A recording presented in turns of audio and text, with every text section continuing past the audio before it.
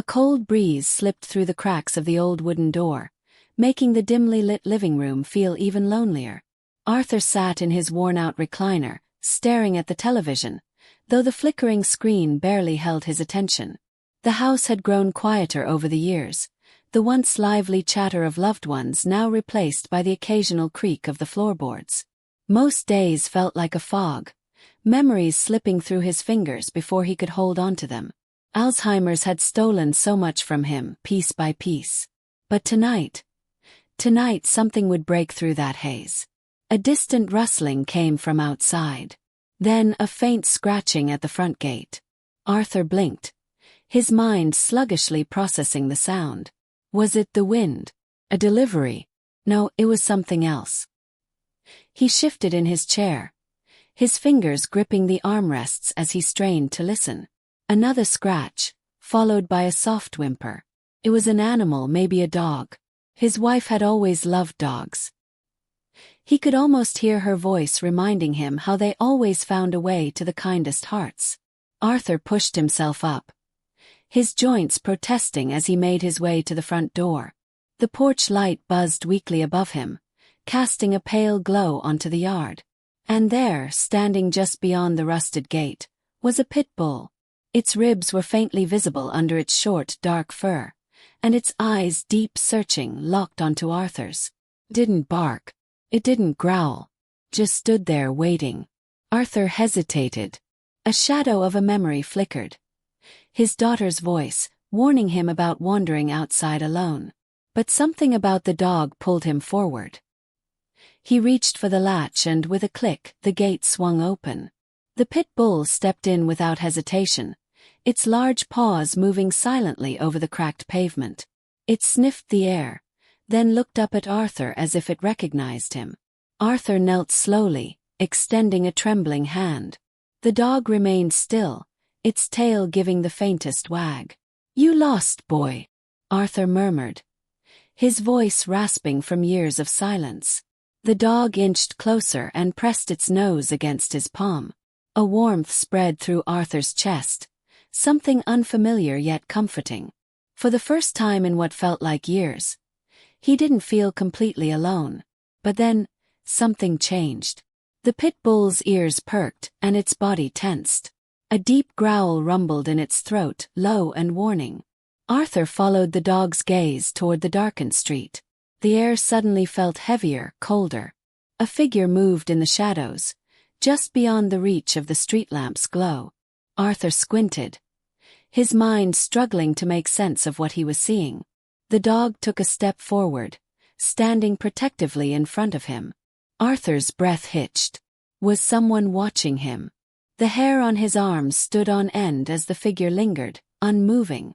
And then, the pit bull barked. Loud. The sound echoed down the empty street. Arthur flinched, his heart hammering. The shadow hesitated for a moment before retreating, disappearing into the darkness. Silence settled once more. The dog, satisfied, turned back to Arthur and nuzzled his hand.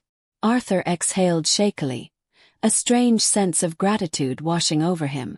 But as he looked down at the dog, something nagged at the back of his mind. He didn't own a dog. He hadn't in years. So why did this one feel so familiar? Arthur sat on the porch steps, his breath still uneven, his fingers buried in the dog's fur. Felt real warm, solid. And yet, something about it unsettled him. He knew this dog. He was sure of it. But the name, the memory, it was just out of reach like so many other things in his mind. He closed his eyes for a moment, trying to grasp at the past, but all he found was silence. The dog nudged him gently, as if sensing his struggle. Arthur sighed, running a hand over his face. "Guess you're staying, huh?" he murmured. The pit bull didn't move, just sat beside him, watchful. Arthur glanced toward the street again. The figure, whoever it was gone. Maybe it had been nothing. Maybe his mind was playing tricks on him again. The thought unsettled him. Lately, time had started slipping in strange ways. Some days, he'd find himself searching for things that weren't there, calling for people who no longer lived in this house. And other days, the memories would rush back all at once, overwhelming, sharp, like a knife dragging through his mind. He pushed himself up with a groan, wobbling slightly. The dog stayed close, its steady presence keeping him grounded. Inside, the house felt even colder. The clock on the wall ticked softly, filling the silence. He walked into the kitchen, reaching for a dish he hoped was still in the same cabinet. There was. Some things, at least, remained where they belonged. He filled the bowl with water and set it on the floor. The pit bull lapped it up eagerly, then looked up at him, expectant. Arthur hesitated. There wasn't much food in the house, just a few canned goods, some dry bread. He frowned, glancing toward the fridge. A note was stuck to the door, written in large, uneven letters. Don't leave the stove on. Lock the door at night. Call Sarah if confused. Sarah. His daughter. His grip tightened on the counter. She visited when she could, but he knew it worried her. Him being alone like this. The last time she came, she'd mentioned something about moving him to a place with other people, with nurses. He had nodded, pretending to listen, but the idea of leaving this house, this space where his memories still lived, had filled him with quiet dread. The dog let out a low huff, breaking him from his thoughts. Arthur sighed, rubbing his temples. All right. Let's see what we've got. He found an old package of deli meat in the fridge, a little dry but still edible. The pit bull sniffed it before taking it gently from his hand. As the dog ate, Arthur sank into his chair, exhaustion settling deep in his bones. His gaze wandered back to the window, out to the porch where he'd stood just minutes ago. He should lock the door. He knew that. But instead, his eyes drifted past the street, searching the darkness. Had someone really been out there? And why did he feel like that dog had shown up for a reason? The pit bull finished eating and padded over, resting its head against Arthur's knee. He absent-mindedly stroked its fur, feeling an odd sense of comfort. Then a sudden flash of memory hit him. A boy laughing, running through a sunlit yard. A younger Arthur calling out a name, Max. The pit bull. His pit bull. Arthur's breath caught in his throat. Whoa, that couldn't be right. Max had been gone for years. He remembered burying him under the oak tree in the backyard. His daughter standing beside him, tears in her eyes. He remembered the way the dirt had felt in his hands, the weight of loss settling in his chest. And yet, the dog in front of him had the same deep brown eyes, the same calm presence. A chill ran down his spine. He swallowed hard, his fingers trembling against the dog's fur. Max, he whispered. The pit bull lifted its head slightly, staring at him. Then, without a sound, it turned toward the window, ears perked, body tense. Arthur followed its gaze, his pulse quickening. Outside, the porch light flickered. And beyond it, in the darkness, something moved. Arthur's breath came slow and uneven as he stared at the window. The porch light flickered again, casting faint, shifting shadows across the yard. His fingers curled into the thick fur of the dog. Max? No, it couldn't be. His mind was just playing tricks on him again. That happened sometimes. But the feeling gnawed at him, deep in his gut. This dog, it felt the same. Looked the same. Did the same.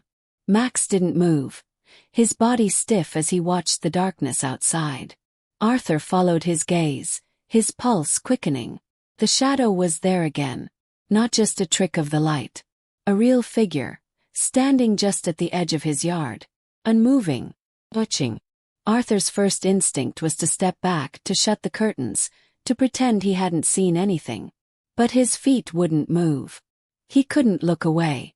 Something about the figure's stillness, its patience, sent a cold prickle down his spine. The dog let out a low growl, quiet but firm, as if warning him not to ignore what was right in front of him. Then, just as quickly as it appeared, the figure stepped back into the darkness. Arthur exhaled sharply, not realizing he'd been holding his breath. His hand shook slightly as he reached for the curtain, gripping the fabric. He should call someone, Sarah. She always knew what to do when he got confused. When things didn't make sense. But no, she would worry. She would think it was just his mind slipping again, and maybe she'd be right. Max, or whoever this dog was, turned from the window and sat beside him, pressing his warm body against Arthur's leg. A grounding presence. A reminder that whatever had just happened wasn't in his head. Arthur slowly backed away from the window and sank into his chair. The house suddenly felt much bigger, much emptier than before. He tried to piece things together. A stranger watching his house. A stray dog that felt like a ghost from his past. And a name, Max, burning at the edge of his memory. He needed to think. Needed to remember. But the harder he tried, the more the thoughts slipped away. A sudden knock at the door made him flinch. It wasn't loud. Just 3 soft, deliberate taps. Arthur's heart thumped against his ribs. He turned toward the door, half expecting it to be Sarah. Maybe she had sensed something was wrong. Maybe she had come to check on him. But something told him that wasn't the case. Max didn't move from his spot, but his eyes stayed locked on the door. Arthur hesitated, his hand hovering just above the doorknob. Then, slowly, he turned it. The door creaked open an inch. No one was there. Arthur's breath shuddered out. He stepped forward, peering into the night. The wind stirred the trees, their branches shifting restlessly. The empty street stretched ahead, silent, undisturbed. And then he saw it. On the ground, just outside his doorstep, was an old leather collar. Torn at the edges, worn from time. He recognized it instantly. It was Max's. The one he had buried with him years ago. Arthur's fingers trembled as he reached for it. The leather was cold, damp from the night air. His mind swam. This isn't possible. This doesn't make sense. He clutched the collar tightly, his breath coming in uneven bursts. And then, another sound. A step. Not in front of him, not on the street. Behind him. Inside the house. Arthur froze. The collar felt heavy in his trembling hands, but his mind barely registered it now. His breath hitched as the soft, deliberate footsteps moved deeper into the house. Low. Careful. Someone was inside. Max's growl rumbled low and steady, his body tense. Arthur turned slowly, his pulse hammering in his ears. The living room was cast in long shadows, the dim glow of the kitchen light barely reaching the hallway. The sound had come from there. He was sure of it. His first instinct was to call out, but what would he say? Who's there? What do you want? Well, he swallowed hard. His voice would betray his fear. Instead, he took a step inside, his hand gripping the doorframe for support. The floor creaked beneath him, but the house remained eerily still. Then, another noise. Soft rustling, like fabric brushing against the walls. Arthur's chest tightened. He wasn't imagining this. Someone was here. The air felt different, heavier, like the house itself was holding its breath. Max moved ahead of him, his paws silent against the floor. His posture was rigid, eyes locked on the darkened hallway. Arthur hesitated, his fingers gripping the collar. He forced himself forward, step by step, his breath shallow. The hallway stretched before him, lined with old picture frames. The familiar faces of his past stared back at him. His wife, his daughter as a child, himself before the sickness had taken hold of his mind. Time when things made sense. When the house had felt like home. A shadow flickered at the end of the hallway. Arthur's stomach twisted. His bedroom door was open. No, he was sure he had closed it. He always did. Sarah had told him to keep things in their place, to help him remember. But now, the door was cracked just enough to reveal the darkness inside. Max let out another low growl. Arthur could feel his own heartbeat in his throat. His body told him to turn back, to lock himself in the living room and wait for morning. But something deeper pulled him forward. A need to understand. A need to know if this was real or just another trick of his unraveling mind. He reached the doorway, his breath shallow. His fingers twitched as he pushed the door open. The room was dimly lit by the moonlight filtering through the curtains. The bed was untouched, the furniture exactly as he'd left it. But something was off. The air smelled faintly of something unfamiliar, a scent he couldn't quite place. Then, in the reflection of the dresser mirror, he saw it. Figure. Standing in the far corner of the room. Arthur's body locked up. The shadow was tall, unmoving, watching him. He didn't turn around, he couldn't. His legs felt rooted to the floor. His breath came in short, uneven gasps. Max let out a sharp bark, breaking the silence. The figure shifted just slightly, but enough. Enough for Arthur to see what it had been holding. Photograph. One of the framed pictures from the hallway. Arthur's throat went dry. He knew that picture. It was of him and Max. The real Max taken years ago, before the sickness, before everything started slipping away. His knees nearly buckled. His mind fought to piece things together. Was this real? A memory? A ghost of something he'd forgotten? Then, slowly, the figure moved. It placed the picture frame down, carefully, almost gently, on the nightstand. And then, it took a step forward. Arthur's breath stopped.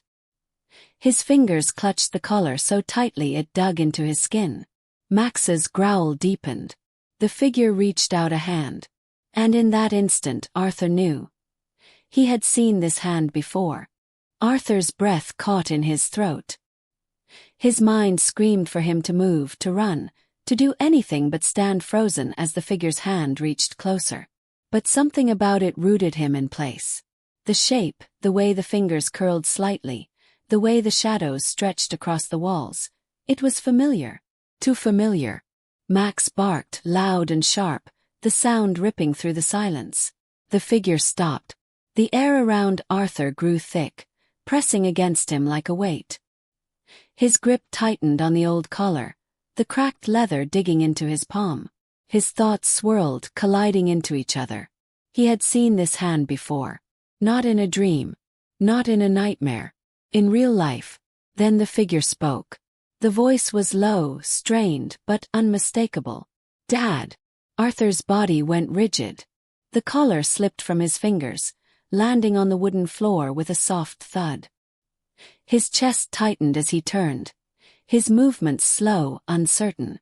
The figure stepped forward into the pale moonlight, and Arthur's stomach twisted violently. It was him. Not a stranger. Not some faceless shadow lurking in his house. But a man, a young man. His features were worn, his clothes slightly disheveled. His eyes filled with something deep and unreadable. Arthur's own eyes locked onto the face in front of him, and his breath shuddered out in disbelief. It was his son.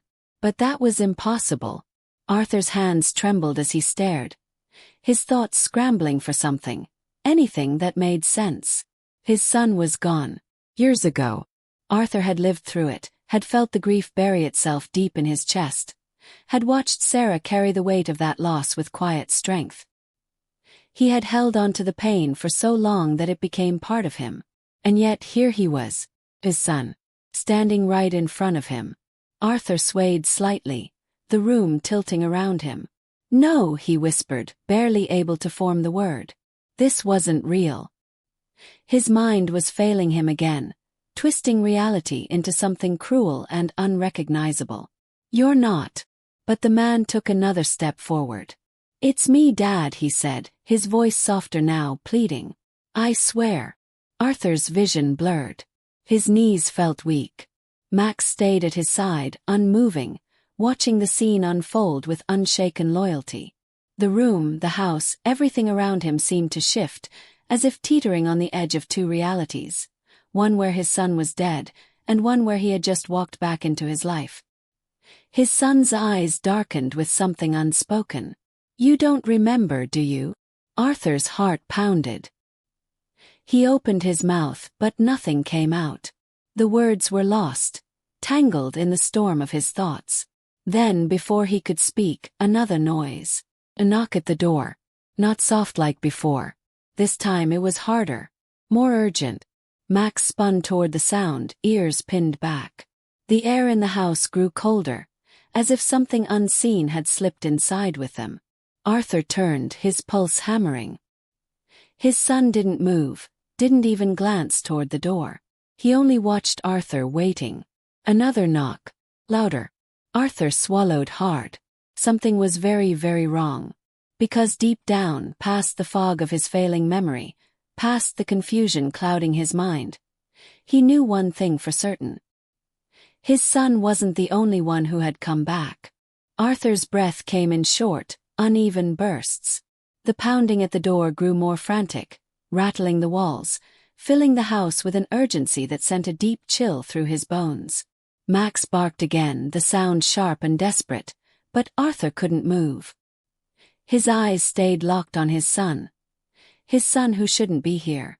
His son who had been gone for years. The young man didn't flinch at the knocking. His face remained calm, almost expectant, as if he already knew what was coming. "Dad," he said softly, taking another step forward. "You have to remember." Arthur shook his head, his fingers digging into the fabric of his sweater.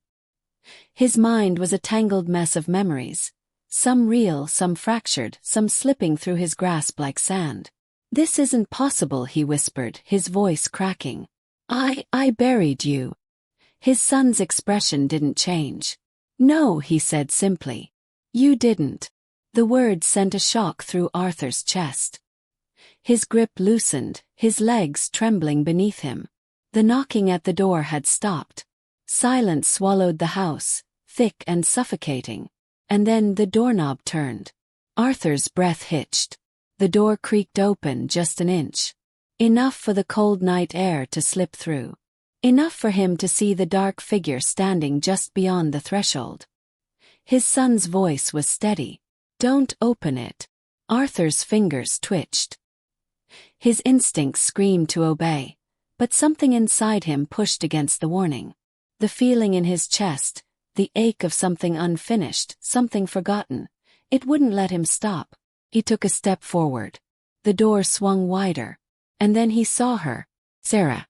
She stood in the doorway, her face pale, her eyes glistening with something between fear and relief. Arthur's breath caught in his throat. She looked just as he remembered. No, not quite, there was something different. A sadness in her expression, a weight in her shoulders. Her voice was barely above a whisper. "Arthur, step away from him." Arthur's heart pounded. His son tensed beside him. Max let out a low whimper. Arthur looked between them, confusion clawing at his chest. "Sarah, what's happening?" Her eyes flickered past him, locking onto their son. "Arthur," she said again, firmer this time. "He's not real." The world tilted. Arthur felt as if the ground had been ripped from beneath him. "What?" Her hands shook as she stepped inside, moving cautiously. "He's not real, Arthur. He's a memory." Arthur turned to his son. The young man held his gaze, his face unreadable. But there was no anger, no fear, only understanding. And suddenly, like a wave crashing over him, it came back. The accident, phone call, the unbearable weight of loss. His mind had pushed it away, locked it somewhere deep, somewhere safe. But it had always been there, waiting. His son wasn't here. He had never come home. Arthur staggered back, his hands shaking. The walls of the house felt smaller, closing in. His son gave him a small, sad smile. "It's okay, Dad," he said softly. "You can let go now." Arthur's chest tightened, his vision blurred. He reached out, desperate to hold on to something. His son, this moment, anything that felt real. But his fingers met only air. And then, just like that, the figure was gone. The house fell silent again. Only Sarah remained, her arms wrapped around Arthur, holding him as his body trembled. Max curled at his feet, his presence warm and steady. Arthur squeezed his eyes shut. The truth had returned, heavy and sharp, but something inside him felt lighter.